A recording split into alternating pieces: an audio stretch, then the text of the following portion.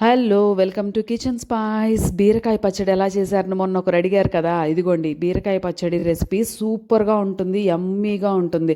నెయ్యి వేసుకొని ఇంకా ఒక్క ముద్ద కూడా వదులుకోకుండా తినేస్తామనమాట. కడాయిలో ఆయిల్ వేడి చేసుకోండి దీనికోసం.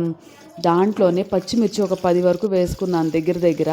కొన్ని పచ్చిమిరపకాయల్ని మగ్గించిన తర్వాత తీసి పక్కన పెట్టేసుకోండి.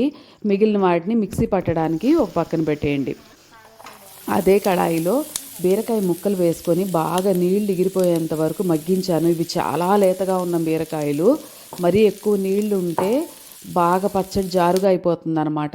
సో ఇక మిక్సీ జార్లో ఉప్పు, జీలకర్ర, చింతపండు ఇవి 3 వేసుకొని పచ్చిమిర్చి ఉన్నాయి కదా అవి ఒక 3, 4 పక్కన పెట్టేసి మిగిలినవి మిక్సీ పట్టి తర్వాత బీరకాయ ముక్కలు మగ్గినవి వేసుకొని ఒక్కసారి పల్సిచ్చి వదిలేస్తే ఇలా చక్కగా తయారవుతుంది. దీంట్లో పోపు పెట్టుకొని చక్కగా ఉల్లిపాయల్ని మిగిలిన పచ్చిమిరపకాయల్ని ఉల్లిపాయలు అయితే బాగా పిసికి వేస్తే సూపర్ యమ్మీ బీరకాయ పచ్చడి రెడీ.